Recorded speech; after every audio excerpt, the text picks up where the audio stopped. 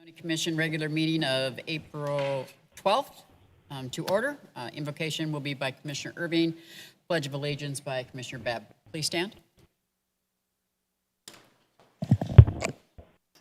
Father, thank you.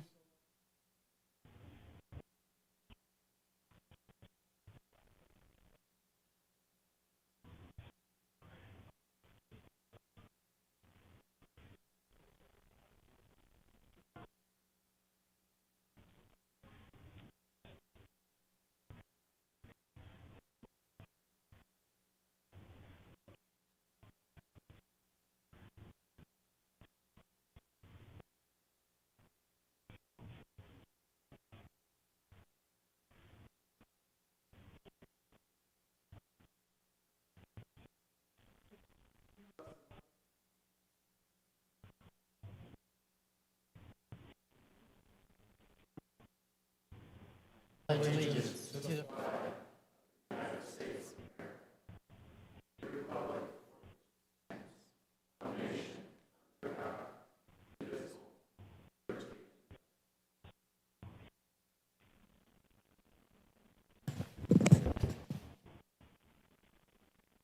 Thank you. Roll call, please.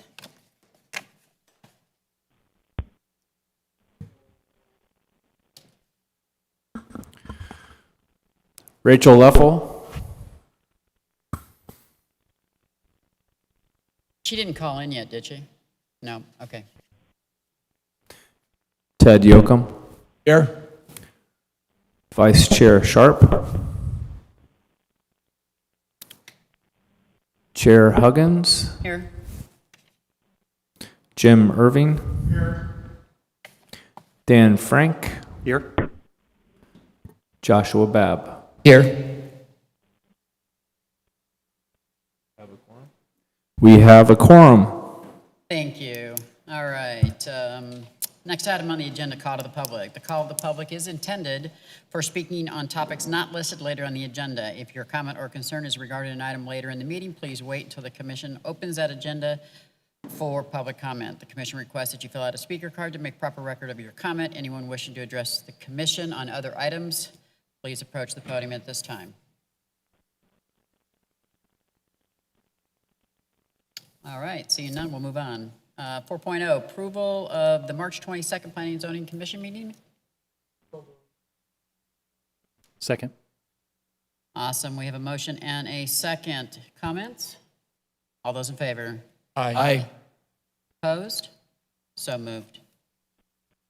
All right, 5.1, public hearing, GPA 12-01, Honeycutt Run. A request by Sandbox Development Consultants to amend the general plan future land use map of approximately 18.82 acres from existing commercial C to high-density residential HDR, generally located on the southeast corner of Honeycutt Road and Hartman Road. Discussion and action.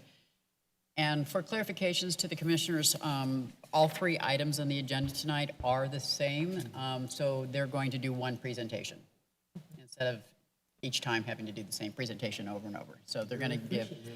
I'm trying. So we're going to do one presentation, both the staff and developer. And then we will have public hearing. Madam Chair, This is a thank public you. hearing, so go. Yep. Just waiting on my PowerPoint, 1 second. Sorry.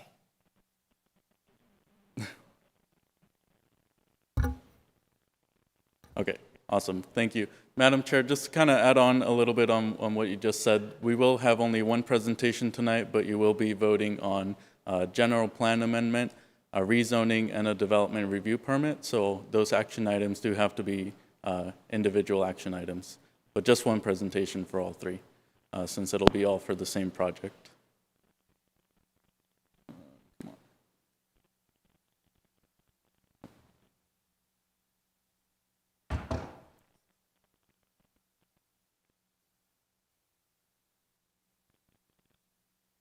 Abel?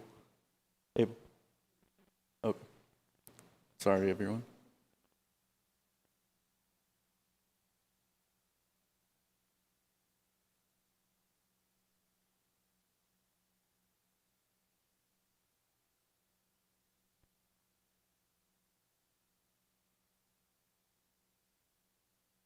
Okay. So like I mentioned, this is one presentation for all three items, meaning this development will be coming in for a general plan amendment, a rezoning, and a development review permit. The subject site is approximately 18.8 acres. Currently, it sits vacant with a proposed use of multifamily residential, an existing general plan use of commercial, a proposed general plan designation of high-density residential, an existing zoning designation of general business with a proposed zoning of multiple unit residential. The proposed development is 209 units with a required parking minimum of 427 spaces and a parking provided of 435 spaces. This is the site location. As you can see, it directly fronts Honeycutt Road, I'm sorry, although it does not directly front Hartman Road. In between the subject site and Hartman Road sits in a parcel of land that is owned by the Tortosa HOA, which currently has an irrigation canal in it. This map shows the existing general plan designation, and this shows the proposed general plan designation. As you can see directly on the corner of Hartman Road and Honeycutt Road, there will be a commercial corner that'll be left intact, independent of this development, that will be coming to the commission later on. This shows the existing zoning, and this would be the proposed zoning. So both the general plan and the zoning are leaving out the commercial corner directly on the road, or on the corner of Hartman Road and Honeycutt Road. The existing designation of local business CB1 is a leftover designation from our previous zoning code, which was adopted from Pinal County. And the new proposed multiple unit residential is comes from our new updated zoning code. This is the subject site, the site plan for this development. As you can see, adequate parking and multiple units, both attached and detached. This development has both its access points off Honeycutt Road, as it's the only road that it fronts. This has been vetted by both fire and police internally and has been found to be adequate. This is the landscape plan for the development. It fully meets all the requirements of the RM zoning district. This is the photometric plan.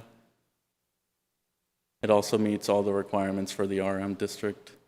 These are some of the examples of the lighting fixtures that will be used throughout the development. On the photometric plan, it shows that there will be no light leakage towards any of the neighboring single-family residential homes. This is the proposed parking standards. It fully meets the base zoning code of multiple unit residential. And you can see here the parking requirement breakdown for a 1-bedroom, 2-bedroom, and 3-bedroom units, as well as the total required visitor parking. This also mentions that 22 of the parking spaces will be equipped with electric vehicle charging capabilities. These are some of the example elevations. We'll kind of glance through these quickly, as the applicant will also be presenting higher quality renderings, but this is just to kind of give a preview to the commissioners and the residents present today. I know it's hard to tell from the slide and from far away, but this building right here, I believe, stands at around 20 feet tall. So not much taller than the existing single-family residential that will be neighboring this development.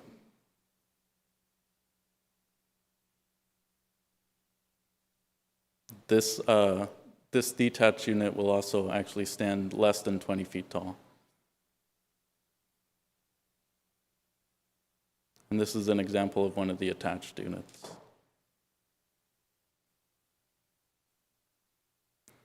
The traffic impact analysis was submitted and reviewed by our city's engineering division, and the report was found to be adequate by our own engineering division.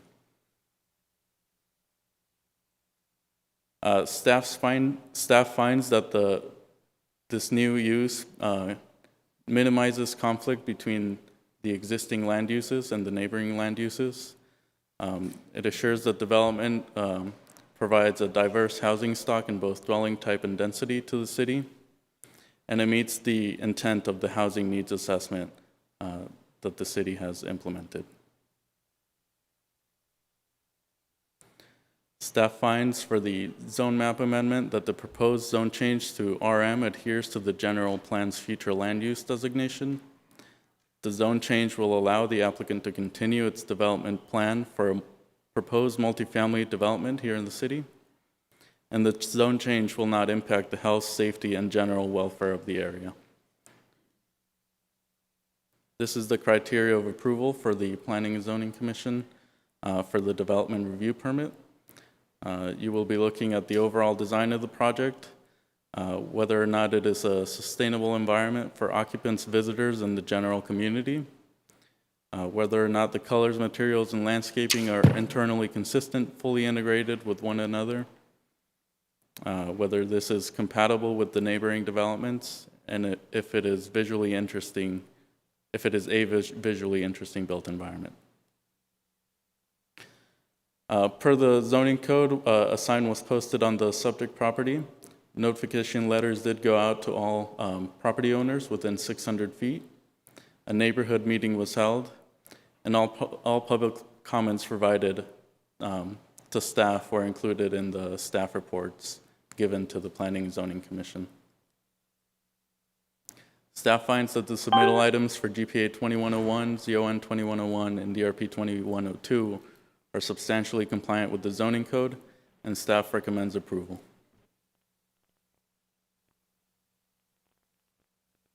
We'll hold off on the questions until after the other presentation as well. Yeah, so now we'll have the applicant present, and after that we can move on to questions. While the applicant's coming up, I do want to let everybody know that Miss Rachel is on. No? Hello, Miss Rachel.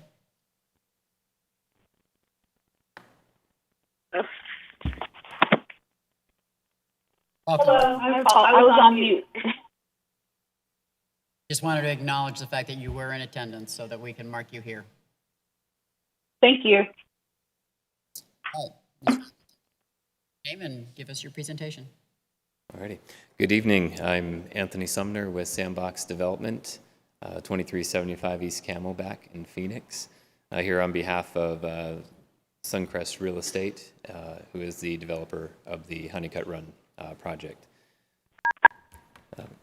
Commissioner, members of the Zoning Commission, I'd like to thank you for your time. I'd also like to thank staff for all their hard work. They've been very diligently working through all the constraints that we're all managing to with COVID, and I just really want to thank them, especially for their customer service. They've been extremely responsive, and they don't always get to hear that, so I just want to say you've got a great team here, and they're a pleasure to work with. So I just want to acknowledge Rudy and Adam and Peter and the whole team. With that, I'd like to just highlight a couple things that to augment the presentation that Peter did.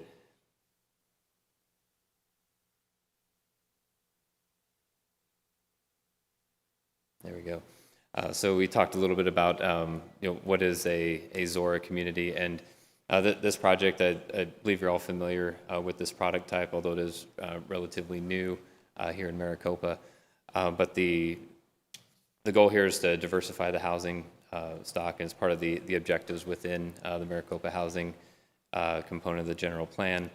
And what this is proposed here today is it's a high-end gated community that will provide that lock and leave lifestyle, but it's different than a typical garden style apartment. It's much lower density, and it's really modeled as a hybrid between the for rent model that you'd see in like an apartment, but it's designed and laid out and constructed just like a single family or a townhome duplex type project would be.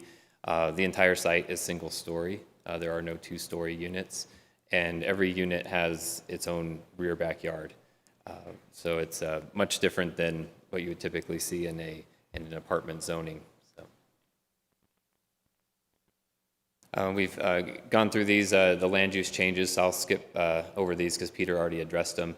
The main thing I'd like to highlight on this are two things. One is, I know there's some concerns about traffic, and we can address some of those questions that may come up tonight. One thing that wasn't fully clear when we did our neighborhood meeting via Zoom is that we are proposing a median break at the main entrance there on Honeycutt. So if you look at the aerial photos today, there's no break in the median, but there will be a median break with a left turn lane as part of this submittal, and that's outlined in more detail on the site plan. That's part of the DRP application. So I did want to address that because that was a question, and there was a concern about some traffic that might have to make a right out, go up to the roundabout, and double back. So I just wanted to make sure that it was very clear, because on some of the aerials it doesn't read clearly. The line works very, very faint. So there is a full median break. So you can get a left out, and there will also be a turn lane to make a left in. Now I'd like to just take a moment. We've got some 3D renderings that really help portray a little bit more detail beyond just the site plan or the elevations that you would see for this project that Suncrest has put together.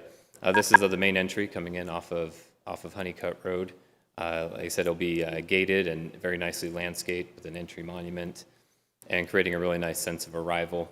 Here's a little bit more of a bird's eye view of what you'd envision when you come into the project and you'd pull up as a resident or a potential tenant there to be greeted with the amenities and the leasing office right at the front door.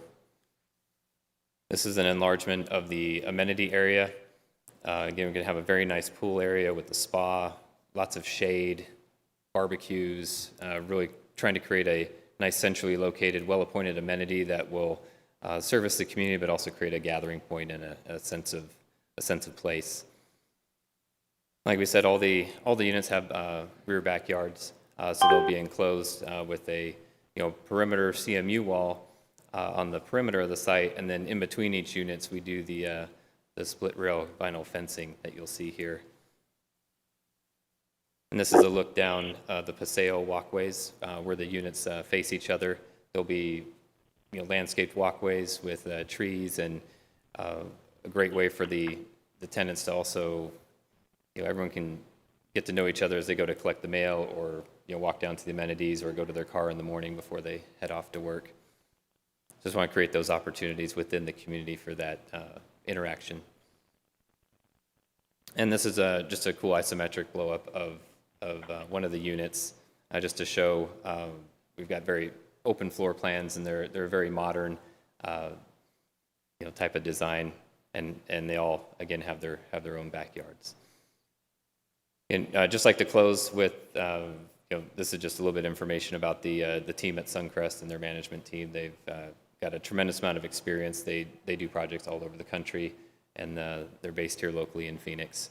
And so we've got Representative Casey with Suncrest is here tonight as well. We've also got some of our design team available to answer any questions that may come up. But with that, I'd like to hand it back over for any questions, and we thank everyone for their time tonight.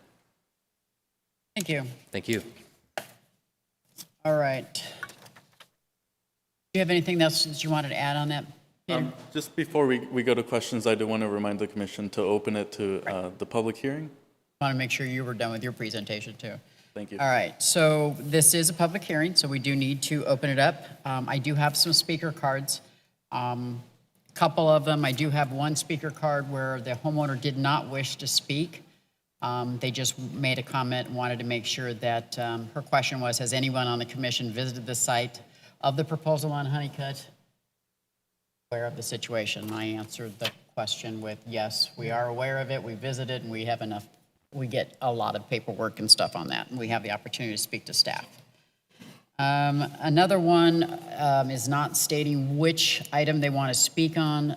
The name is Tony, and I'm not going to try to pronounce the last name. If this is on the general land use one, then, because we do have two Public hearings tonight. One is for the first one, which we're talking about right now, which is moving from the general plan amendment. That's not the one that you want? Okay, I'll save you for the next one. Then another card that I have is, again, did not mention which one, other than the fact that it's regarding DRP 21-02, specifically changes to the median and Honeycutt Road, Agenda 5.3. That question might actually be answered, but you're more than welcome to speak during 5.3 on that one. And then the last card I have, I'm not sure Madam which Chair. zone change that you want. Madam Chair, I'm sorry. There won't be a public hearing for 5.3 because that's the DRP. Yeah, I kind of figured it was going to be for 5.2. Okay, so But just, I'm just reading what she wrote. oh, okay. That's for the change, so I'm figuring that's not for general.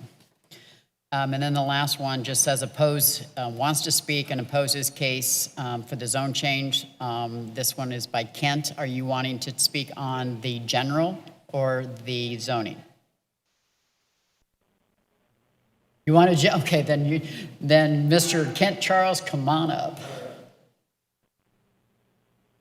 And if you can keep your comments to under 3 minutes, that would be great. I'll be happy to do so. Madam Chairperson and members, thank you. My name is Kent Charles. I'm a resident of Tortosa. I've been a resident in Tortosa for over 10 years.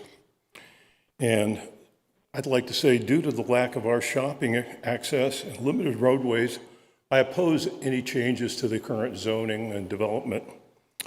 I've often looked forward to the development of convenient shopping in our neighborhood utilizing property in question. Since I moved here, almost no commercial development has occurred close to our subdivision. The Circle K convenience store on Honeycutt, approximately 4 miles away, is the closest shopping that we have to our community. The next closest shopping is Walmart, and then that's about 5.5 miles away, and then downtown is over 7 miles away. None of the businesses are within reasonable walking distance of our community, especially during our hot summer temperatures, and only very limited public transportation is available in our neighborhood. I'd also like to point out to you that the Tortosa subdivision is unique in its physical isolation from within Maricopa. We are bounded on the west by the Maricopa Agricultural Center, on the north by the Gila River Indian Reservation, and on the east by the Volkswagen Industrial Zone. To our south, we have nothing. There's a long cement block wall that edges a farm road. So there is no areas for development around our development except for this one piece of property. I think that the property must remain commercial to give us any hope of future development in our area that way for commercial development.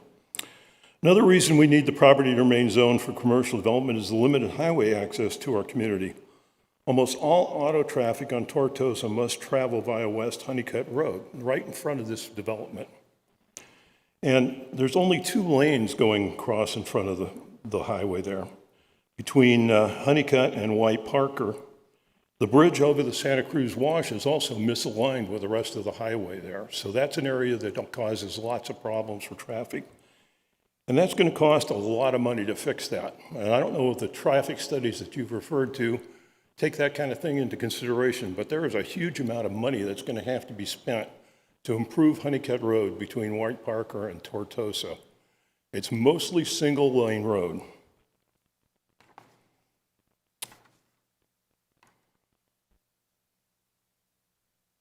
I'd also like to mention that we're looking at both roads, both the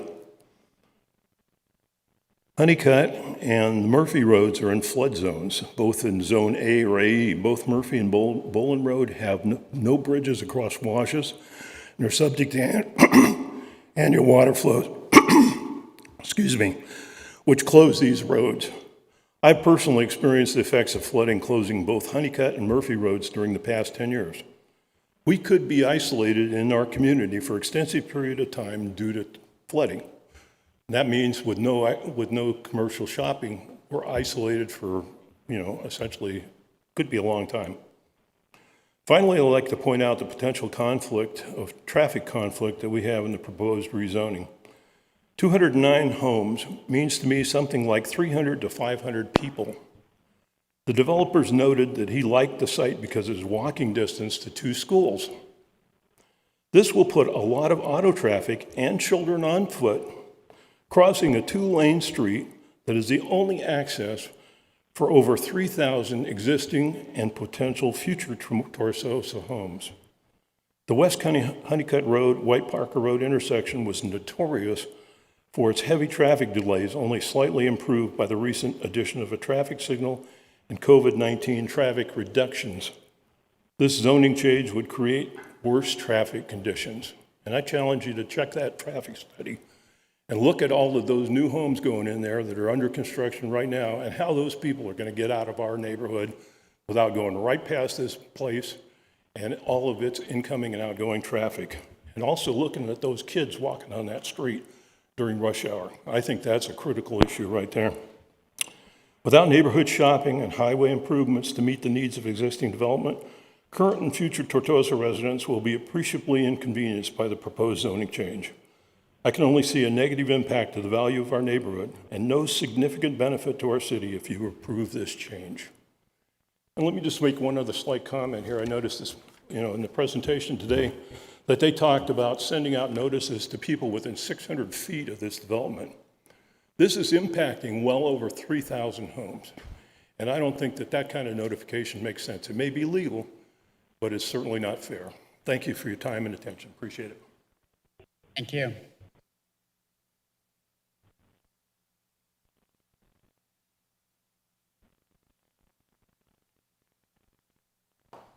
All right. I think that's the only comments that I had for the general plan future land use change public hearing. So if there's anything else, then go ahead and call it closed. All right, closed it is. That leaves questions up to commissioners. As I do always, we'll start with our online one. Ms. Rachel, Commissioner, do you have any questions? I do. Clarification here, and some of what the speaker just addressed is kind of part of what my discussion entails. And so one is the traffic impact analysis. It's my understanding that the additional build out for Tortosa was already considered when Honeycutt Road and all of the other when the initial development took place. Is that correct? Commissioner LaFell, thank you. To the best of my understanding, that is correct, but we do have the traffic engineer in charge of the project here today. I think I will let him speak on that matter. I think that's a great idea.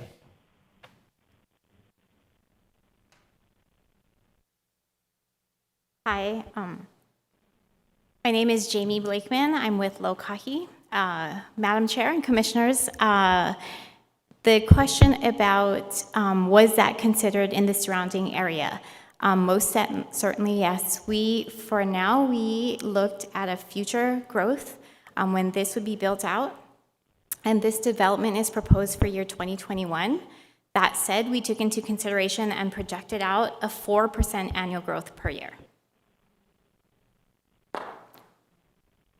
Let me restate my question. I think it was misunderstood. I meant with the city, when the initial development for Tortosa as a subdivision was planned, it was already planned for the build out of all the homes within that subdivision. Is that correct?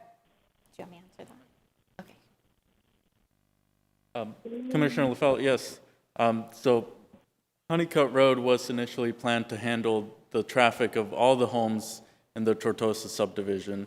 And in fact, it was also designed to handle the traffic of this commercial development. With it being changed to a residential development, the traffic count actually dramatically decreases. So it will now, this is actually considered a down zone when it comes to traffic counts and traffic generated.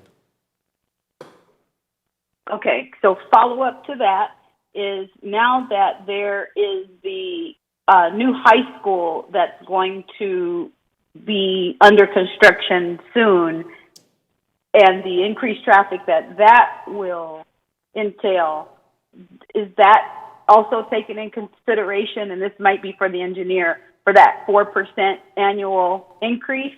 And then as in addition to that, what are considered the peak hours? Is that 6 to 9 a.m. and then 3 to 7 p.m.?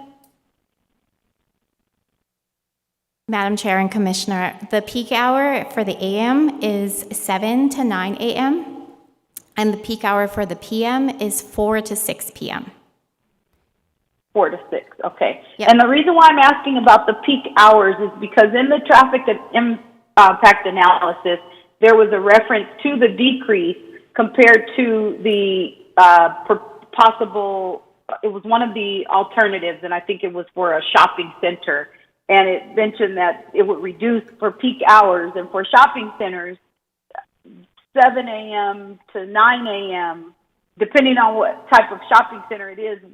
Typically, stores are open for shopping, like retail, 10 a.m. So I was just wondering what consideration was factored in for the shopping center. But in addition to that, I do fully understand that particular lot has been sitting vacant since the time that I've been here, and that was in 2009. And I do also understand that the city is not able to determine what a builder is going to come in and develop. So yes, while it is something that is desired to have the commercial and the stores and the convenience of things that are closer for retail and maybe even food establishments, gas, we don't really have control over what the builder or the developer is going to come in and decide to place there. So I serving on that 2040 Vision Steering Committee, I also do understand that this kind of adds into our multi-family housing component that was part of our general plan. So I just wanted to make sure that the traffic impact analysis did take those things into consideration and make sure also that right turn lane that's going eastbound, it shows that there would be just the emergency access entrance provided of east of the main entrance on West Honeycutt Road, which would also serve as an exit only for residents and visitors. But when I was reading some responses to the public request, it appeared that there would also be an exit that allowed left turns. But just for clarification, is that left turn only for the main entrance and not the secondary emergency access entrance? Madam Chair, so that secondary entrance off to the east end of the development is a right in and right out only for the residents. Emergency services will be able to use it in any way they deem necessary. So it is a right in and right out, not just an exit. That's correct, yeah. Okay, thank you. Anything else, Ms.? That's it for me. Okay, great. All right, we're going to go ahead and start this side. Commissioner Yocum? I have the same concerns that Rachel does when it comes to do we want to go commercial or residential. But in looking at the traffic study, I really don't know that it is that much of an issue, and I think our going to mid-density development of apartments is more beneficial for the greater good than a commercial installation at this time. And if I may add on, Commissioner Yocum, there's still a lot of commercial opportunities left on the west side of Hartman Road, on top of the commercial corner that's being left alone by this development. And I was going to be getting to that, and that is that I think there's much more opportunity available elsewhere for commercial, so that I'd not like to see this effort sacrificed. That's it for now, Chairman. Commissioner Irving? Yeah, it's maybe more of a comment to have you look in total, my concern is always traffic. If you could speak to, and I think somebody mentioned the high school, which will be going in on Murphy and Farrell, that basically the plan is that the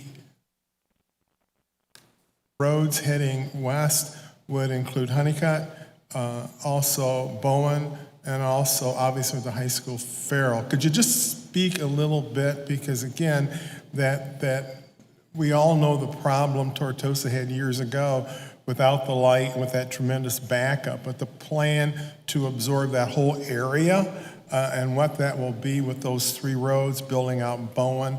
So actually Tortosa will have, I guess I'm just asking so people can see the overall plan of traffic in that area, what it's eventually going to look like. Yeah, we do have plans for the east-west corridor for Farrell Road, and I think I'll let our city engineer, Eduardo Radalis, speak on that a little Why don't you more. pull up the big map that showed that whole area? There was a map that was, yeah, there was Sure. a slide that had the map of a bigger area too. That might be. Abel, if you could please pull up the first PowerPoint. Thank you.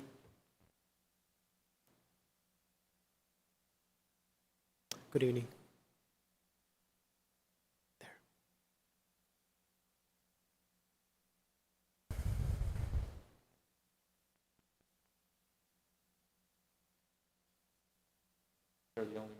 I think it was on the developer's presentation where that bigger map was.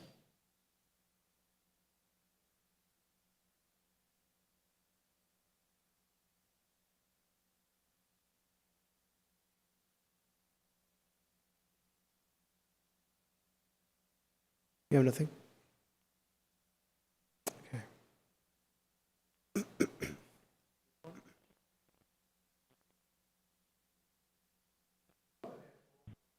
Yeah. Because it talked about. Oh, there was. Oh. Right there. There it is. Oh, okay. Yep. Right there. Yeah, I think.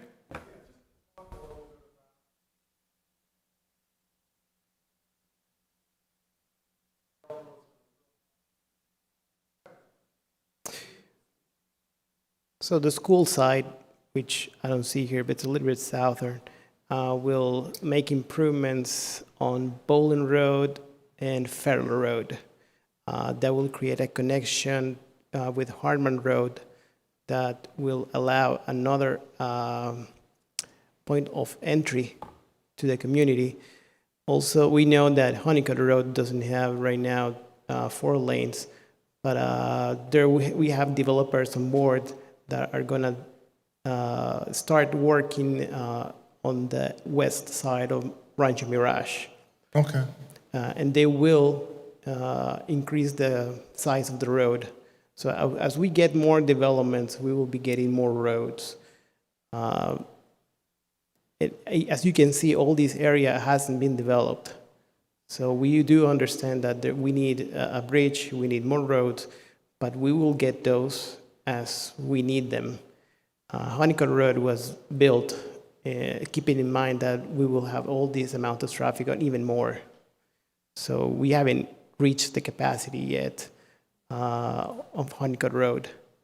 But as I said, this is not the end of the roads in Maricopa.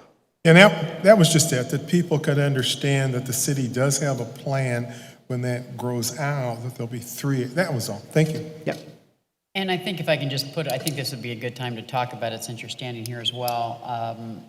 I think for the public's knowledge that when these type of developments do come to the commission for review, staff has already looked at the traffic analysis based on the build-out, not of what is being presented. So they're looking at the entire build-out of Tortosa, the entire build-out of Rancho Mirage, Sorrento. All of that complete build-out is put into those factors. So it's not just what's happening today. It's the traffic analysis is based on what's going to happen at the end of the day. And we already have the 4-lane artery that's already being developed because of the high school, and as the rest of the development around the Honeycutt Road happens, we'll get a bigger road. Yep. Correct. That's correct. Yes, the traffic impact analysis make a projection 5, 10, 15, and 25 years in time, and they include the amount of traffic that these developments already have and the ones that are going to come based on the zoning. Thank you. Okay. Mr. Irving? Yeah, just a comment, because I thought it was interesting, one of the commissioners brought up, when we did our, a study a while ago and talked about the need, the question was raised to the committee, to the city, well, where are these people going to work? And I think the issue is that's really not our role. I think as people present developments to us, all we can do is respond to that. And I think we're no different than a number of bedroom communities, is that that's what we are right now. So, because people will come up to me and say, well, why don't you put in a Target? I don't have the money to put in a Target. So again, just to let people know, I think it's important to realize the role what each groups play.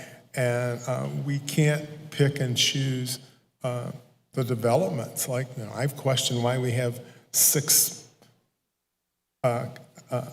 businesses that fix tires, but if that's what they want to do, that's what they do. So again, we can understand that it's been talked about before. But I just think it's good for people to understand all we can do is go through and look, are they meeting the requirements?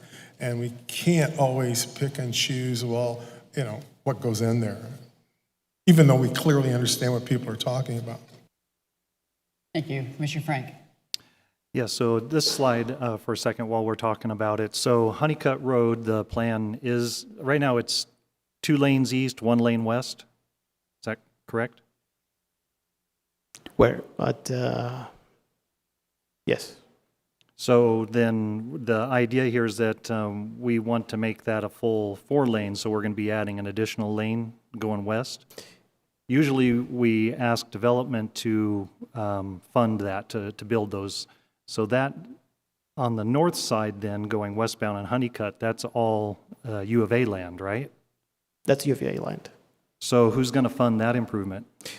Are you talking about north of Rancho Mirage or?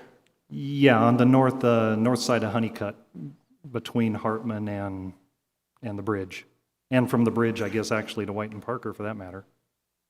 Yeah, as right now, we don't have a project right there, and then I cannot speak by you for U of A right now, but I can tell you that they have some interest about coming in and develop the area.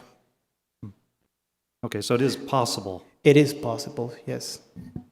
All right, and then I appreciate the gentleman who spoke on that. He had some good points as well, and I echo a lot of those also, especially with changing from commercial to a residential type zoning.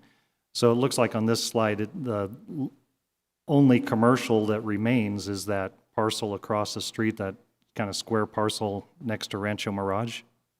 Is that what is that? Do I understand that correctly? Yeah, so at the intersection of Hartman Road and Honeycutt Road on the west side, southwest side, that'll still be commercial. And then further down Hartman Road on the southwest corner of Bullen and Hartman, that is also commercial.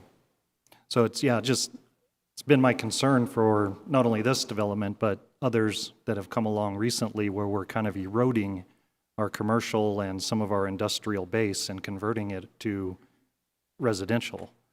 And that is going to become a concern. What happens next month when somebody comes in and wants to rezone that parcel? Are we going to be okay with that? So we got to start thinking about this on a holistic level. It might be okay here, but the incremental step is going to start being a problem. We're going to start losing out on those kind of parcels and the ability to have those other services here. So yeah, Tortosa's in a bad, I don't want to say they're a bad situation, but they're just in the longest cul-de-sac in Maricopa. And they feel that all the time with the traffic going up and down Honeycutt. And I can really see where they could be irritated with this, and the idea that we're bringing in another 200 units, it's a decent percentage increase to what they already have out there. Regarding the traffic impact analysis, I know, I understand the engineering behind it, but when they do the comparison to say, okay, well, we're actually reducing trips, going from a commercial use to a residential use, I don't know if you just look at today, if that's going to be a true comparison. You know, so like it talked about a commercial development making, I can't remember the number, 1,000 trips a day, whatever it was. I don't know if that's true. I'm not driving out to the gas station that was going to be out there, or I'm not going out that way for a restaurant. That's just too far. I think everybody that lives in Tortosa would love to do that, but the trip generation numbers, I don't know if they're really applicable to a site being this remote. So the trips added to Honeycutt, I don't think it's going to be, it's not a good comparison. I think the trips are going to be all residential going in and out from that development. So to me, that didn't quite land as a good point of comparison, but it is what it is. It's the best available information.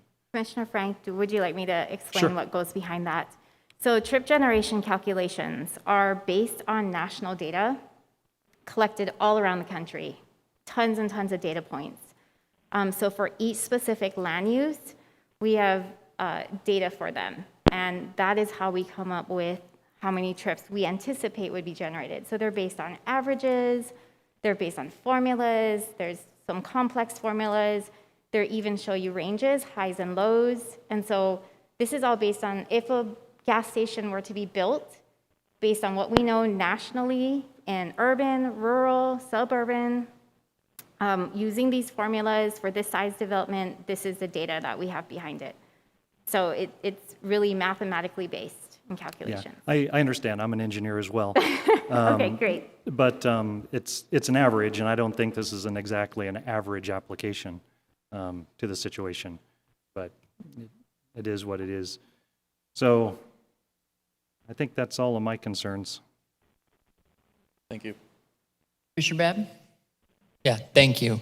So a few things. I want to recognize a few things on this one. So first off, we all know that the City 2040 vision is to bring developments like this to Maricopa, and housing diversity is needed in Maricopa sorely. We have, we're a bedroom community, and we have just a whole bunch of single-family homes, and this community is great. I see this, and I'm like, hey, this is an awesome community. And I hear the concern because I live in Sorrento, so I get the aggravation. It's a long way to a commercial big box store. It's a long way to a gas station. It's a long way to something. However, I also recognize businesses because the pandemic has changed commercial landscape, has changed the way big box stores are operating. It's expected 30% of all big box stores in the next 12 months will close. And everything is going online, digital. And so the future of commercial development is kind of in the air right now on big box stores and other locations as well. And it's all shifting online. Employment centers also. A lot of companies are saying work from home, work from home, work from home right now. And they're continuing that vision. Some are coming back, but others are dedicating their employers and employees to staying work from home. So we're seeing a shift and a tip of the iceberg right now. So we're in the situation of what do we do, right? And developers don't want to build big box stores because it doesn't really cost money. Well, it costs money, but it doesn't bring in money, so I get it. And there's not a lot of development out there, as Mr. Frank pointed out, it would only be Tortosa residents and Rancho Mirage and us lonely souls in Sorrento would drive out that way. So I get it. But also I get the traffic item too. My kids go to those schools in Tortosa. We sit in traffic in those roundabouts, trying to drop them off. I mean, traffic, when it's elementary school drop-off time, goes out the roundabout. So you can't tell me when I read the traffic impact analysis that during peak times that the current traffic generation and the current the current grade is B.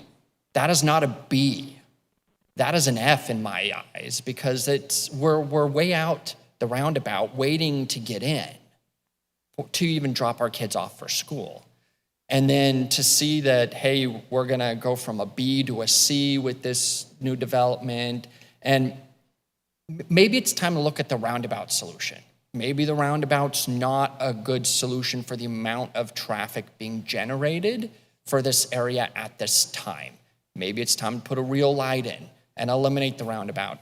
Unfortunately, a lot of people don't know how to use a roundabout properly, and that's where we get in a lot of trouble with roundabouts. So there are just a few things to consider, because I get why we want this development. I want this development. This is a great idea. It's a great concept. But also the traffic. That traffic study, I read it. It creates a lot of concerns, especially with school drop-off and pickups. The children walking across the street. The teachers trying to stop traffic, trying to get people's attention as kids walk across the street. It just generates a lot of concern for me when we think about traffic flow and increasing traffic flow right there. And yes, I know Tortosa's growing, and there's a lot more homes going into Tortosa, and that concerns me as well. Because I've been hearing this, a lot of people tonight saying that we're not at capacity for Honeycutt. But I think with the roundabouts there, we are, because of the drop-off and pickups at school. We're just out the roundabout, and we're waiting a long time.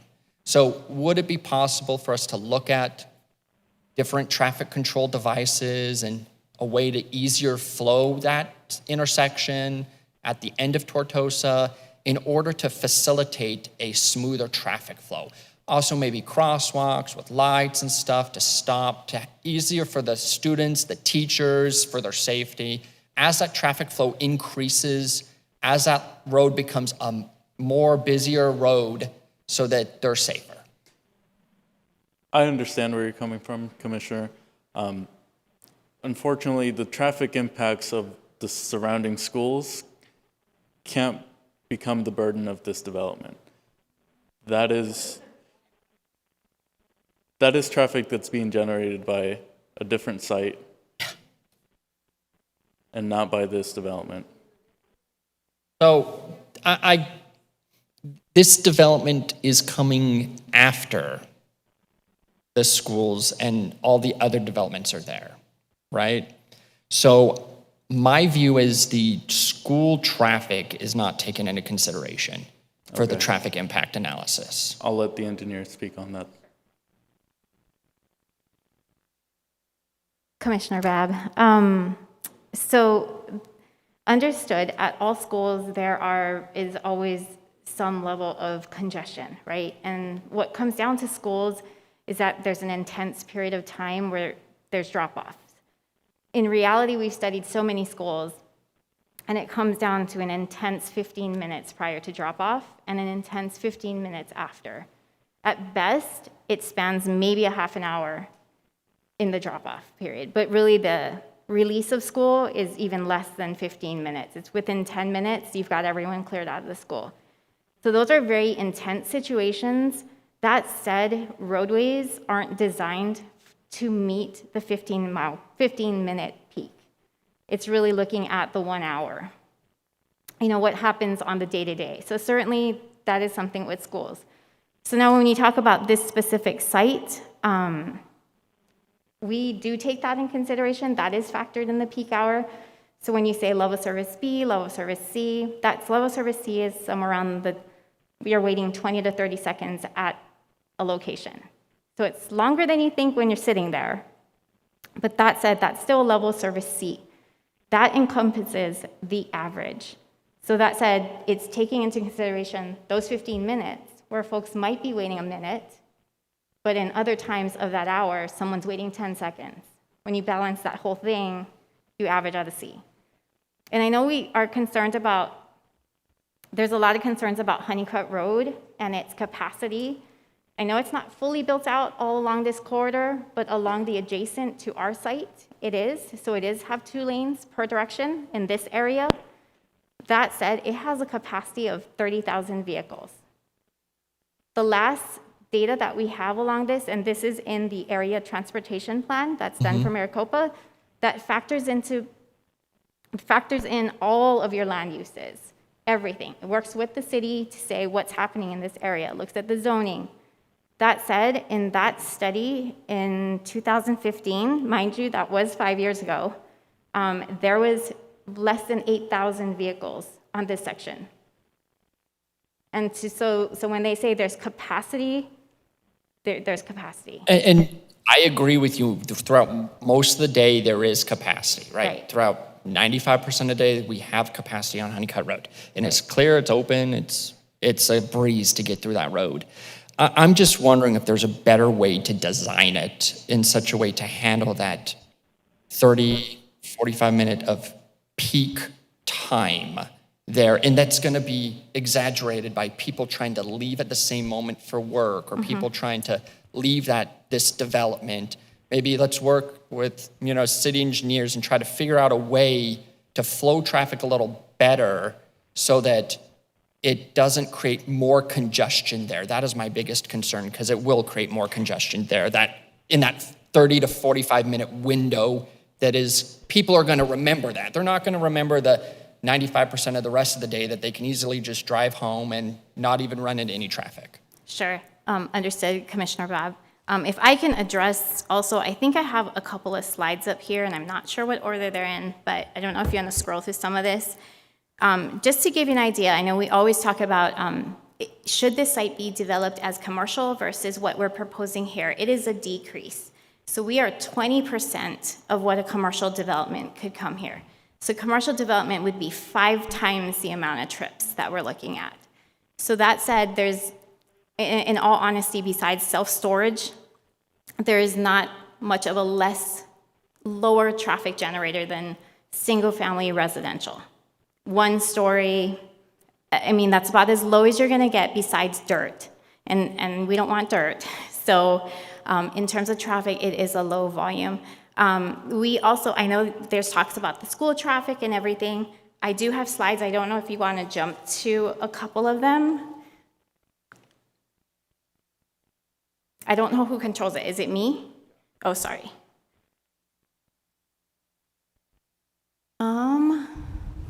Okay, so this is the diagram. So where the 2 big numbers are, that's showing you what the volumes are along Honeycutt. So like I said, to the east where our property is, it's less than 8,000, and it has a capacity of more than 30,000. We adjusted for COVID factors, but if we look, and I'm just gonna jump over to the elementary school. So our development generates less than 64% less trips than the elementary school. So we're not as large of a generator as something like the school. So we're not doubling traffic volumes. Hopefully people who live here go to the school. And even we looked at Desert Wind Middle School, and we are 74% less than what they generate. So I don't know if that gives you some perspective of the volumes that. Oh yeah, no doubt. I had that perspective. Desert Wind really doesn't generate much at the far end because it's so isolated in the community. It is Santa Cruz that does that because it's at the entrance there, right? And sure. While the development might not generate as much as Santa Cruz, it will add onto that already congested area. And you might get, from the 7 to 9, you might get 30 of those 30 of those cars trying to enter at that time, which will make that wait time even longer. And so I don't know if there's a way we can look at how to make the traffic flow easier in that. If I can just I can help clarify something. I think what they're trying to say is that the zone change from commercial to this residential component actually would reduce the amount of traffic flow that it would create. If it's left at commercial, when it gets built out, it's going to create Yes, I more understand that, traffic. Chair. We would have had a bigger problem then anyways. Right. But I'm trying to figure out a way, if there's something we can do as a city or But I don't think a that, I road think, change that the city can plan later. I'm not asking the developer to take it on, yeah. but some that, You're right on point, but I don't think that that pertains as much to this project that it does the overall component of this entire area. I think that discussion should be totally offline of this proposal because it's not this development that's causing that. It's the fact that it's roundabout may not be the best solution, or the fact that we need to reconfigure that roadway there. It's not this development that's causing that concern.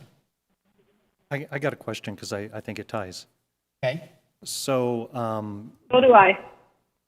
okay, so prior you had the right in, right out drive only, and now then, as I understand, you're going to offer a left turn out of the main entrance onto Honeycutt. Was that one of the changes? Right in, right out has always been the east entrance. East exit. Yes, East. the main entrance has always been full. Full movement. Yes. Right. So now then, you're going to have a lot of people in the morning wanting to go turn left and go to work, go westbound on Honeycutt. I think that's going to be a big ask for a lot of people piling up there, while others in Tortosa are also trying to get out and go to work without it being a controlled movement there of some sort.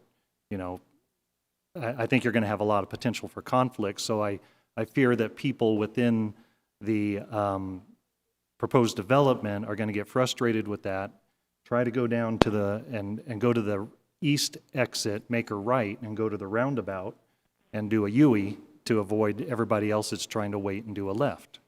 So I think that does kind of tie. Couldn't they go out to Hartman? Pardon me? Couldn't they go out right and then to Hartman and then around? doesn't connect to Hartman. Doesn't connect to Hartman. Doesn't connect to Hartman. Can you pull the map back up? The development only connects on Honeycutt. Yeah, there's no Hartman. That's a point of order, Madam Chair. We're Oh, I see. discussing a Thank you. rezoning. Exactly. I think the issue is either way, it's an issue. So I think if we stuck to the rezoning issue itself as opposed to nothing there at all. But you follow what I'm saying? I think all we're talking about is do we rezone it? So it's going to be one or the other. So I couldn't agree more with what Josh says. But that's going to be that way regardless. So I think if we just stuck totally to do we want to rezone it or not, it would be a lot simpler than going down a rabbit hole. Madam Chair, point of clarification. We're actually discussing the general plan amendment Correct. first. That's what I was trying to get everybody. That's kind of why I brought it up, because, I mean, what you guys are talking about is important, but it doesn't pertain to the general plan rezone. Right. I agree with you, but it doesn't pertain to, right. Are there any other questions? Commissioner. Commissioner LaFall had a comment. I don't know if she's holding that now or not. I was just going to go there. Did you have another question, Commissioner LaFall? Yes, it was just a clarification. So for the general plan, right now we're looking to vote on whether or not we will vote to have it rezoned to high-density residential, correct? The general plan amendment will allow a future rezoning to be possible to the Perfect. high density residential. Okay.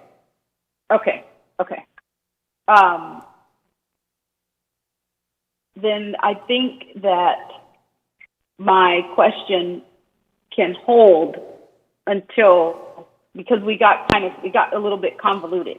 So my question, I believe, is going to be pertaining to rezoning, so I will hold it. Okay.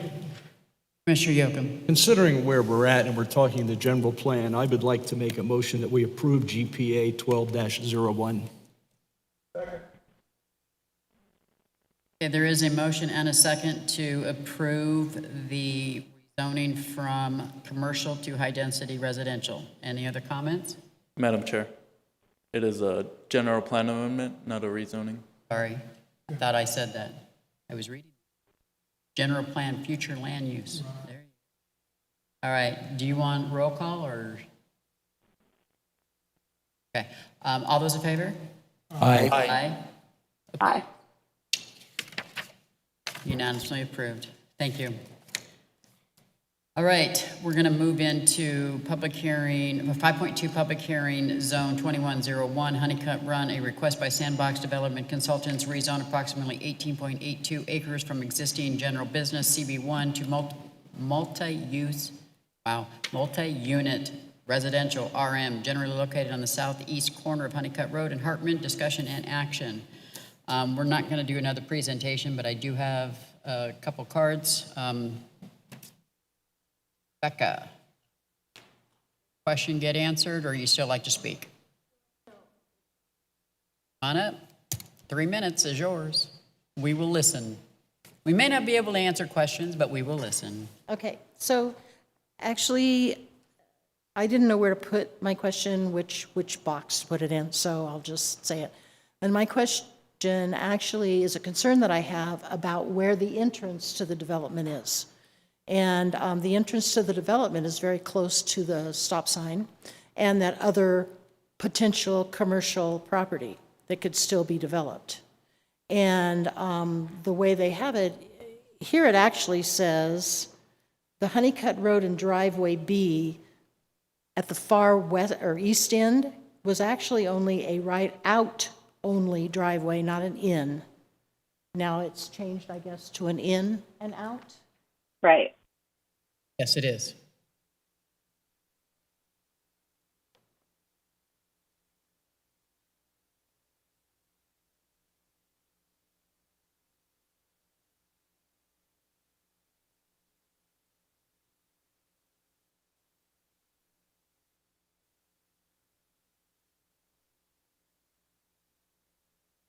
I was just reading the traffic plan, and it was on the, this is the printout that I made of the traffic impact. And it said, build of right out only driveway, not a right in. So on the far east end, that's a right out only, not a right in? Okay, just wanted to clarify that for everybody since it kind of changed a little bit. Okay, but the main entrance, which is very close to Hartman, and it's right next to the other parcel that is still zoned commercial. What they plan to do is change Honeycutt. They plan to fill in the cut-through that is existing, which is farther down, farther east on Honeycutt, and make a new one up toward the beginning of the property. And my concern is they're going to add a left turn lane going westbound for westbound traffic. My understanding is westbound traffic on Honeycutt to turn into the development. And then you have traffic coming out of the development wanting to make a left-hand or a right-hand, but a left-hand turn onto Honeycutt. You've got traffic coming this way on Honeycutt going eastbound that I don't know how that's, I'd like to see some flow study showing how that's going to work. Because you've got a left-hand turn and a left-hand turn potentially meeting right there. And I don't know what the line of sight is or the vision triangle or whatever they use to determine if you have enough visibility to be able to accommodate all those people going all those directions at once. Is there enough room, for instance, in the center of the roadway when people pull out to make that left-hand turn onto Honeycutt? Are they going to get all of their vehicle, a truck or whatever, off of Honeycutt in order to stop before they make sure they're not going to hit somebody either making a left-hand turn into the development or going west on Honeycutt? And that's my concern with where they have, with this development, is where they have the entrance. Thank you. All right. Good. Okay? That's all I needed to say. I want them to reevaluate it. I want them to show us what that's going to look like with traffic flow. Thank you. All right, we have one more speaker card. Tony? Nope. Everything's been taken care of? All right, thank you, sir. All right, so I guess we're back to commissioners. Just quickly, to address the first speaker's question, I want to let the traffic engineer speak about site visibility triangles and the turning access in and out of the site. That might be not a bad idea for the commissioners to understand as well. Madam Chair and Commissioners, so the full access driveway, which is on the west side of our site, is located more than 500 feet away from Hartman. That said, it meets the access requirements of Maricopa for a full access. So this is based on standards, spacing, it is properly placed. So this is not just one location, but it occurs in many other locations as well. Peter, I was just going to ask if they can pull that back up. Thank you, Rudy. All right, did you have anything else that you wanted to add before we open the floor back up to the commissioners? I do not. Commissioner Rachel, we'll let you start. Madam Chair, I do. Oh, Just a clarification. I'm sorry, Peter. hang on, Commissioner. Rudy Lopez, Okay. Deputy Director. Again, before we go into this conversation for the rezoning for this project, I just want to go ahead and reiterate the previous conversations that was made on general plan amendment, the concern on other portions of the area being impacted. Keep in mind that is a city, as mentioned earlier, that's more of a city-wide issue of how to address the cul-de-sac down east from this project. Keep in mind that is something that the city is not going to be aware of, to look at what ways we can do to mitigate that area as part of this, because we know that roundabout there may have been the best idea 15 plus years ago, but now with more development coming to this area, this is something that we have to maybe look into the future. So just keep that in mind, that is something now on our radar after tonight's conversation. Madam Chair. Thank you. I wasn't trying to go against you. I agree with everything that you're saying, but I think that this particular project will actually enhance and speed up the process of what Rudy was actually just now speaking about, how we probably do need to have the city-wide look at a fix that's more permanent than what development's going to be able to do. No, absolutely. And I just wanted to ensure that Rudy put it on the city's radar to start looking at that traffic in that area. And this was a perfect example to use as why and the additional impacts that this will cause. While it's not a main driver and it's not a big driver, it will just cause additional pain, and we need to solve for that now before it gets bigger. Right. And this actually will probably lessen the effect, because it's not going to be that big box that we could have had 15 years ago, All right, let's go back to our questions. Commissioner Rachel, you're up. Thank you. Okay, so just for clarification, because I keep rereading this section, and it's under the rezone submittal application narrative, where it states that it would serve as an exit only for residents and visitors. But then in one of the responses dated March 22nd is showing that it would be the second entry would be the right in, right out. And I think that's where that confusion keeps popping up. But since you did clarify that it is the right in and right out for the secondary eastern entrance, the concern for my fellow commissioner mentioned, which is, and even the resident mentioned, where residents of the proposed development may get frustrated in waiting to make that left turn and decide to make the right turn, which would then force them into the roundabout. Now, one of the things I do realize about the roundabout, because as Honeycutt, it is the 2 lanes from that, when you're coming down the stop sign or across the stop sign. When you head into the roundabout, I guess technically it could be 2 lanes, but not really safely. So as vehicles are entering there from the two lanes, it's going to create a slowing of traffic to kind of maneuver around. So say if there were vehicles that were trying to avoid the left turn, back up, and then take that roundabout to come all the way around so that they can travel eastbound during those peak morning hours, then that could cause an impact. My concern is for either of those entrances or exits, will there be a kind of, I'm not sure what the term is when there's the lane where it kind of where the developers are kind of build out to make that extra right turn only lane. I couldn't really tell. It looks like it's just going to be the two lanes on Honeycutt. Are you able to clarify that for me, Peter? You mean on the driveway leading out of the development? Will there be Leading into the development on Honeycutt traveling eastbound, will there be that kind of Acceleration lane. tertiary lane? I think what she's asking is there going to be an acceleration lane so that somebody can get up to speed before they hit the two lanes of traffic? Is that correct, Ms. Rachel? Kind of slowed down where they're pulling over, similar to when we're at White and Parker. When we're at Smith Inc. and 347, where it's the right turn only. How there are those three lanes there where one lane is only for that right turn.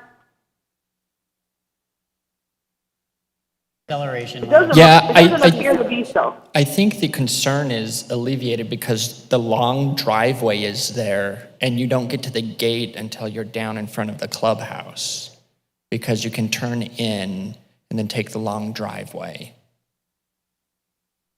Talking about. So from on Honeycutt, there will always be just the two lanes to turn into. That's what she's talking about. Because you're traveling east on Honeycutt. So is any part of the meeting going to be used for turning into, out of acceleration, deceleration, or is it just going to be the standard smaller area where two or three cars can sit in it first? Madam Chair, Commissioner, so are you talking, I think Commissioner Leffall is talking about eastbound right turn lane.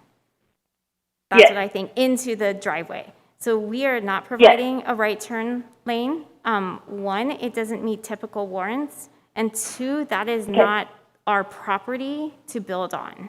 Oh, she's talking about. Yeah. Got it. Yes. And then. Oh, you're right. You're absolutely right. I see that. Thank you for that. Yes, you're right. You're absolutely right. Okay. So then my next follow-up question is, there was a mention of widening Honeycutt in Tortosa if the development, as development persists, but I just don't see, or I can't fathom how Honeycutt could be widened in Tortosa because it's already built out. There are houses on one side, single-family residences east of Hartman, and now we have this new development plus the roundabout. So I don't see how that could even be an option unless prior to this development it was included in. And like you said, the commercial is not yours, so that couldn't happen. And then once the commercial is there, will there be a third entrance for that commercial property, or will it be a shared driveway? That's to be Because it's my determined at the time understanding that that the this is a commercial gated comes to the community. Planning and Zoning Commission. She was talking the same Okay. time. Okay. Peter, I didn't understand that. The access points for the commercial are to be determined at the time of their submittal. Can I clarify that? But I think we also need to keep in mind, guys, that we need to look at this. This is not the DRP that we're doing right now. This is the public hearing section that we're doing for the rezoning. Madam Chair, Commissioners, that's correct. In terms of the actual design details of this itself, it'll be more relevant during the development review permit. But just to quickly clarify, the access, the way we like to minimize access points is to have shared access points to that commercial area. So it would be advantageous when that commercial corner comes about in the future that they utilize that same access point for this development and will have its own separate access into it. So we're not trying to avoid having multiple access points off an arterial roadway. So this will act more as a shared access point into that future commercial area. And we have a little bit more leeway of saying, hey, can you guys give us an access Right. point when we get to that point? Because it's going to be more advantageous to them. But let's stay on point with the public hearing if we could.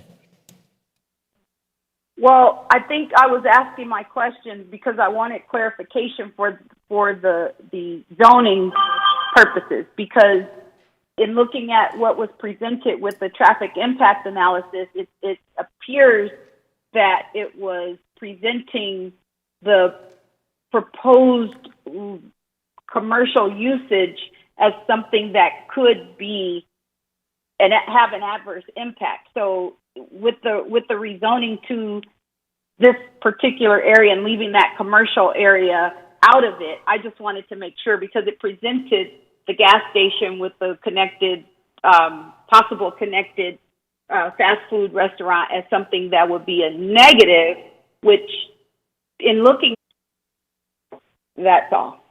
That's all? Okay, let's start on this side this time. Commissioner Babb, anything on the public hearing? Nope. Okay. Commissioner Frank? No, nothing. All right. Commissioner Irving? No question. Okay. Commissioner Yocum? Just a comment. I think the fact that we elected to go from a commercial to a residential in this particular property, that automatically, according to what I've heard here today, does reduce the traffic situation substantially. And I think what we have to keep in mind, something is going to go in there, whether it's going to be residential, apartments, or homes, or business, or whatever, commercial, something's going to go in there. Right now, we're talking about rezoning, and if we're so concerned about the traffic and we know that the residential use is going to be reducing traffic, what more can we do about it? We're talking about adding lanes or changing the what do they call that, go-round or whatever. But is this really the time to be looking at those things? I think right now we have to deal with what we have. All right, thank you. My only comment is the fact that, we've moved it over to the high residential, and by putting in this type of development, we actually reduce the number of traffic impact we would have because of the fact that there's only going to be 209. If this ended up being a single-family home development, there could be more. There could be more houses, more cars, more stuff. So I think we're actually doing the best for the area by bringing this type of unique development in there. And I don't think all the other components that we've looked at being built within the city are anywhere near this. So this is unique as well. One more comment. I think, too, when we're talking about zoning, what we're looking at adheres to the general plan for future land use, giving us a balance of land use. It's promoting city growth. All of these are considerations that we have to make for the general plan, but also the zoning decision. Thank you. No problem. All right, this is a discussion and action. I would like to move that we approve ZON 21-01 as presented. All right, there is a motion and a second to rezone to multi-use residential. All those in favor? Aye. Aye. Opposed? So moved. Sound unanimous. Madam Chair, I'm not sure I heard Commissioner LaFall. I was just going to say, If you Ms. would, Rachel? can you Aye. request? All right, so that was unanimous. All right. Okay, next one, 5.3, DRP 21-02 Honeycutt Run, a request by Sandbox Development Consultants requesting review and approval of site plan, landscape, photometric, and evaluation plans for a proposed 209-unit single-story multifamily development generally located on the southeast corner of Honeycutt Road and Hartman Road. Discussion and action. And I don't think you have anything more to add, correct? I don't know. All right. Madam Chair. I actually have some questions. all got questions, but I don't think he has anything more to add. All right, true to form, we'll start on Zoom. Ms. Rachel, you're up. I really do appreciate the effort that was put in to presenting the layout of this proposed development, the single story, the number of 1 bedrooms, 2 bedrooms, 3 bedrooms. It even went so far as to, I noticed, to give the rental amount. I think that this is definitely consistent with our 2040 Vision Steering Committee plans and the input that took place during that process. I do appreciate the fact that there is still an area for commercial build there. I know that we had a lot of discussion about the traffic impact analysis, and hearing that the city will make concerted efforts, I think that this is something that could be beneficial to the Tortosa subdivision, and I'd like to see, what happens next. So with that being said, I have no further comments. Awesome. Thank you very much. Appreciate your great insight. We're going to start on this side. Commissioner Babb. Thank you, Madam Chair. So I did have a few questions. On your slides that you had on your presentation, I believe it said that the total parking was 427 that was provided and 435 required, and then on the staff report it had those numbers flipped. Was that just a clerical error? It must have been, yeah. So the greater number is what was provided, the lesser number is what is required. Okay, so they did exceed what was required. Okay, that's important because I know that there's been some concern of other multifamily units of do we have adequate parking? Also, just to make sure that, this is 209 units with 435 parking stalls available.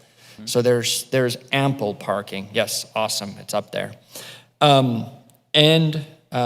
Also just to reinforce, city has code enforcement in place just in case parking does become a problem and parking does overflow into neighboring streets. Is that correct? That is correct, yes. Awesome. Just want to clarify that for the community as well. Furthermore, I did see on a design, and I haven't seen it on any of these. Let me pass this along to the applicant to talk about pedestrian connectivity. Okay.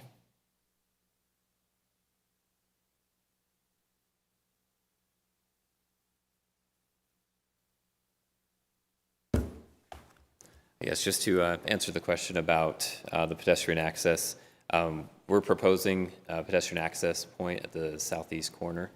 So we can take that up to kind of that open space tract area, which is owned by the HOA. But then it'd be kind of up to the HOA, because it's their property, to, if they wanted to allow that access and extend it down to the sidewalk. Because we don't own that property, but through working with staff, we wanted to make the pedestrian connectivity available. Should we make that connection to the neighbor so it's not completely walled off? Okay, so you are working currently with the HOA to see if they're okay with that decision, and yeah, so we've got it designed where we can accommodate that with a gate so that access is available. Okay. But we would also need the HOA to agree that they want it in that location. Okay. All right, awesome. So the HOA would have to agree if that was to occur. Correct. Okay, awesome. Thank you. Thank you. Before you move on, I want to piggyback onto that one. Has there been any thought to putting a pedestrian gate at the front on Honeycutt? I know it's a gated community, but I mean, if we're looking at public transportation down the road and Honeycutt as being one of the main roads, I can see that there would be a stop. And I would be concerned that somebody walking wouldn't be able to get in through the motor gate. Sure thing, and we typically will provide, in addition to the vehicular gates, we'll have a pedestrian gate where it would either have a key or an access code for the resident, but they could still walk through versus having to go through. I think that's what I just wanted to make sure that So we were. this would be next to each vehicular gate? Yes, it'd be wherever we have sidewalks. In this case, I believe, do we have them on both sides, Joe, or is it on one side? At the main entrance. Main entry is usually Okay. where they're at. So it's for, anyone that wants to take public transportation, or so those kids walking to school, they could just walk out those gates. Exactly. Okay. And leading to the vehicular gates, just to make sure I'm clear, it looks like the main drive, they're down by the clubhouse building, correct? They're not right at the entrance. Correct. Yeah, there's kind of a long driveway coming into the project that also allows for some of the shared access to the commercial. And then the gates don't happen until you get up to the project, and there's a place to turn around as well. So if someone pulls in there and, oh, this is gated, I didn't want to come down here, they've got room to turn around and go Awesome. back out so it doesn't back things up. Awesome, because I know that comments I got from the community was there's concern that it would back up onto Honeycutt if the gates were right up front, so that's great. And then I do want to also just commend this development and your hard work here. 39% open space. I mean, it's fantastic to see that between the backyards in this community. That's a unique feature in on itself with these types of units, through the swimming pool, through the parks. I know I've received concerns from a couple community members that, with a pedestrian gates, these people may go use the Tortosa parks and living spaces. But with seeing all the open spaces here, the parks, the amenities provided, there should really be no reason for them to go use the Tortosa amenities, seeing these amenities. To your credit, your description, this is a high-end gated community for renters who don't really want to own, right? This is intended to be the best of both worlds. Exactly. This is the best of both worlds. You just have a place, you don't have to do any maintenance, and you're more than welcome to just rent, and that's a fantastic idea. All right, I think that's all my questions. Thank you. Okay, thank you. Commissioner Frank. Still just echoing the concerns from before, the two items as far as the traffic. And I'm sorry, could you remind me what the existing level of service at the intersection of Hartman and Honeycutt is? Yes, Commissioner Frank. All movements operate level service B or better currently. That was E, as in Edward? B as in boy. Boy, okay.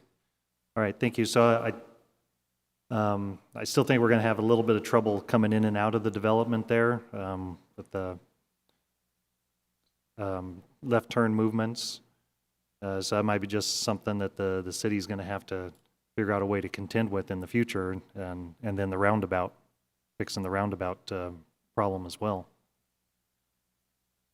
Thank you, Commissioner Frank. Yeah, like Eduardo, our city engineer, mentioned earlier, the issues with the roundabout and all schools throughout the city is something for the city to look into. But I do like the product here. I think it's a nice looking product, and I think it does bring that much needed diversity. So, thank you. Thank you. Irving. Okay, great. Thank you very much for your great insights. I've got a couple of things. You got more comments. Okay, Mr. Yoakum, go for it. Just listening to what we've been talking about all night, I think the traffic concern is there. I think we're going to have to just do the best we can with it. Amenities, I think, Josh, you hit on those that I'm impressed with too, especially the detailed garage, the detached garage building, and also the electric vehicle charging. I think that's something that is here now. It's not coming, it's here. I think that's going to be something that some of the people moving in there are going to welcome. The neighborhood notification response, it was interesting to see that the president of Tortosa's HOA had no objection. Had no objection. That's a developer. Yep, and that's encouraging, I think. The elevations presented, the elevation illustrations, I'm really impressed with those, very, very much so. And finally, this helps to satisfy the demand that we continue to have for medium density housing opportunities, and it does it in a very, very nice way. Thank you. Thank you, sorry. Madam Commissioner? One comment in response to Ted's comment on the HOA president for Tortosa. I want to make sure that we clarify there that individual, that we're still under developer rule, so that letter didn't come from the home ownership. That developer rule with 3 votes to every 1 vote for homeowner. So I just wanted to make sure that that's clearly noted. Yeah, I do apologize. You probably didn't hear my comment when I said it was a developer that sent that. Thank you. Thank you for noticing that. No, you're very welcome. Yeah, just for clarifications, that did come from the developer. It is not homeowner controlled yet. It is still developer controlled. And I do apologize for missing you, Mr. Yocum, so I do apologize for that. A couple of comments that I wanted to make.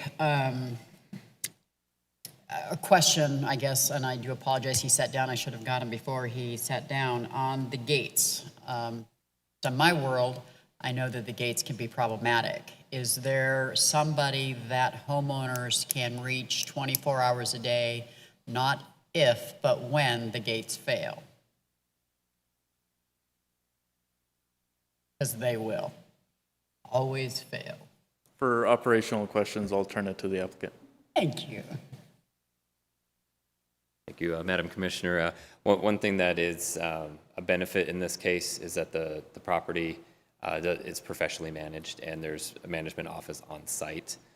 So as opposed to a traditional owner-occupied community, they might have to call in the HOA, schedule someone to come out. There's active management on site, so the response time should be, I would anticipate, be greater. Or Great more, answer. more I deal in that world. That's how I knew that. Yes. But since you're there, the other question that I had, and I'm glad this slide is still up. With that being said, I understand the response time is a lot less, but I'm going to echo the concern that has been brought up on how many vehicles in this area before the gate and before the roundabout where the keypad is going to be, because the roundabout is after, or the section that you can turn around in is after the keypad. How many cars can be stacked before it hits Honeycutt? I may have to defer to our civil engineer for that question on dimensions.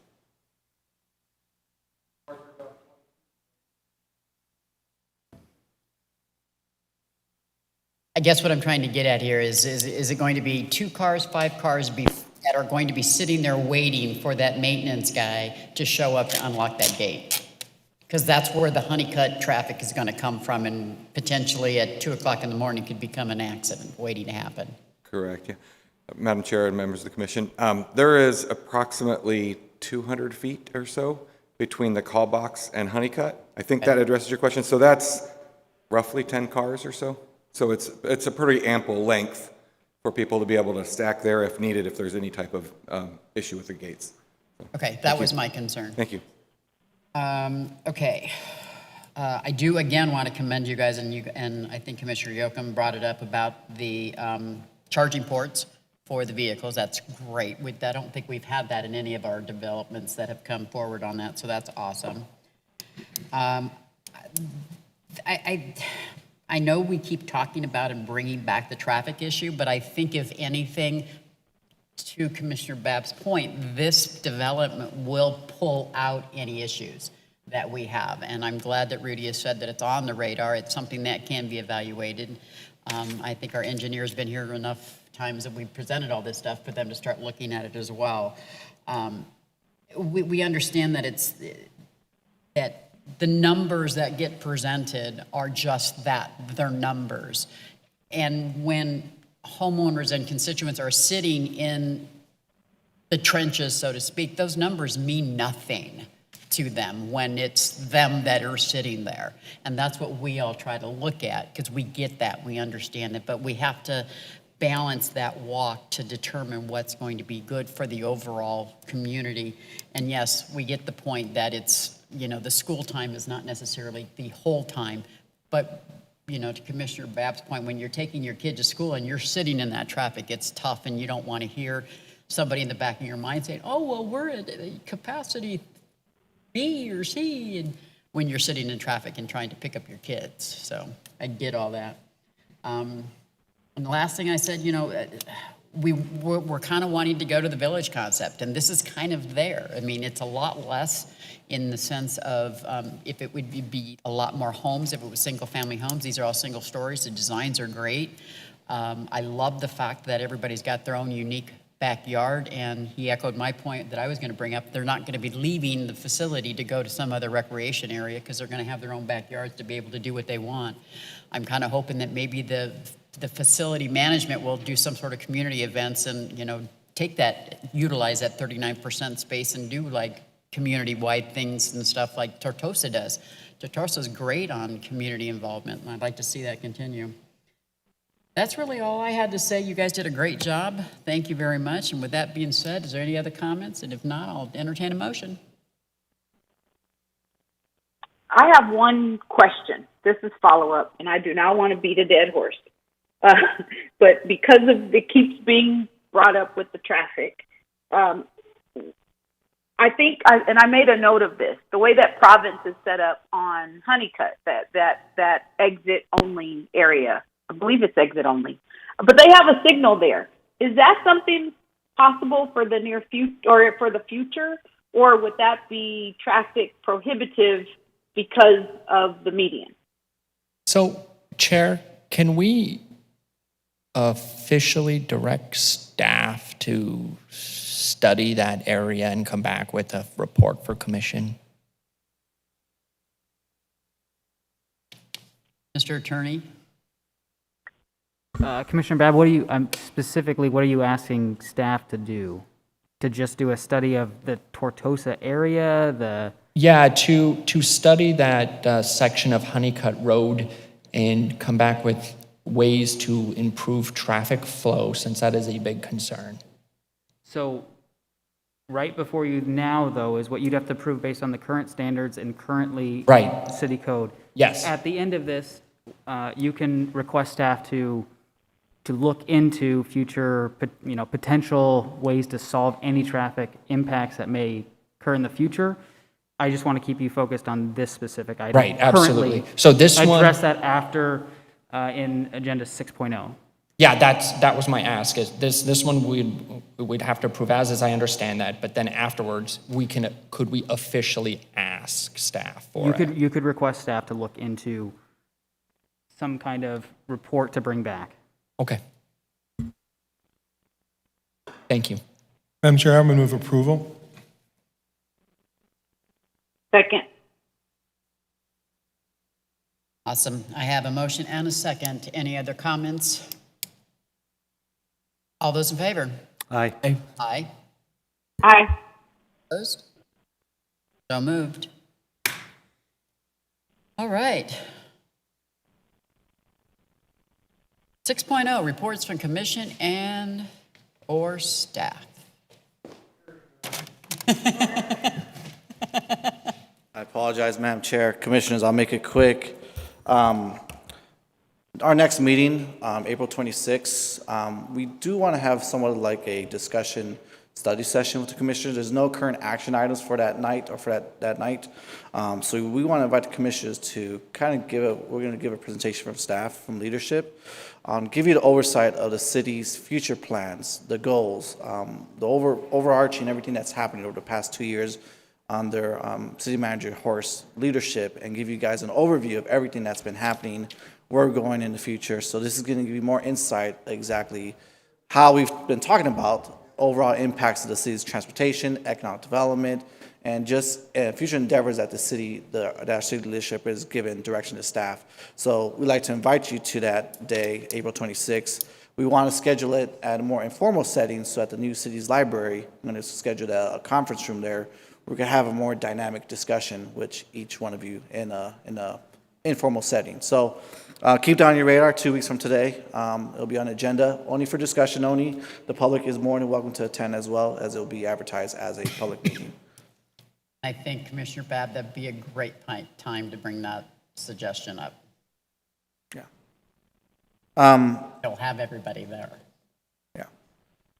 The other item, we are going to start kicking off as we are seeing the surge of multifamily over the past 6+ months. We are now kicking off our multifamily design guidelines in terms of architectural design and enhancements. I think we got some good feedback from the Fuse 520, so we have some good ideas of how to create some concept guidelines of what bar levels that the city wants to envision for multifamily, multi-story, single-family stores, or whatever it may be that's in terms of multifamily architecture design. So we are kicking that off. Byron Easton, our senior planner, will be leading that charge fairly soon, and we'll come back to you with a presentation on how that project is going to kick off. Then lastly, I want to introduce our new hire. I am somewhat relieving my duties as planning and zoning manager to Cory Hooper. Cory Hooper this is his first day. I threw him in the water, see if he lasted all night, but he did. So I'll go let him introduce himself and give you a quick background on his what he did. Thank you. I did tell him, welcome to the jungle. Thank you very much, members of the Planning and Zoning Commission. My name is Cory Hooper. I'm coming from the Birmingham, Alabama area, and I'm very happy to be the new Planning and Zoning Manager for the city of Maricopa. I look forward to continuing my success and background in land use and economic development, and I feel that I'm able to bring a lot of my skill set and strengths to this city. So I'm very excited to be here. Happy to have you. Welcome to the jungle. Thank you very much. Welcome, welcome. Madam Chair, Commissioners, that's all I have for tonight. Thank you. All right, so clarification, April 26th. April 26th, 6 p.m. Right now, tentatively scheduled at the library. You will send us a reminder? Correct. And we will have the city traffic individuals there as well? We'll have our city engineer. City engineers. But I think we'll have a good agenda item. So if there's ideas or topics that you guys have interest, please send them to Peter, and we'll create an agenda for that discussion item. But if anything, we want to give you guys an oversight from our leadership, our director, our city manager, leadership staff to present you everything that's on the horizon and keep you guys up to speed of long-range planning in the city of Maricopa. And like I was saying to Commissioner Babb, I think this would be a good place for his conversation that he wants to have, on what the city can do moving forward with the existing structures that we already have in place, plus what's being planned, so that we feel more comfortable knowing that things are going to fall into place and that the city potentially has a plan of how we can. That you guys have interest of what are the plans for that area in terms of mobility and access and safety-wise. Okay. The thing I wanted to bring up is May 10th. Oh, Madam Chair, correct me, I apologize. The meeting for May 10th? Oh, yes. More likely, we may not have a meeting in May. FYI, Fuse 520, the item that we did table, that the commission tabled at the last meeting, we are expecting them to come back sometime in June. June will be the next meeting date for that one. So right now, we're not looking at any meeting items for May at this time. But we will keep you up to speed early on if there is a meeting last minute. I only brought that up because I'm not available that night. Cool. All Madam right. Chair, Commissioners, that's all I have. Thank you. That's it. All right. No need for executive session. I see Nick loading everything up already, so he's out of here. He's had enough. All right. With that being said, I'll take a motion to adjourn. I'll motion. Oh, we got a motion and a second right away. All those in favor? Aye. Aye. Thank you, guys.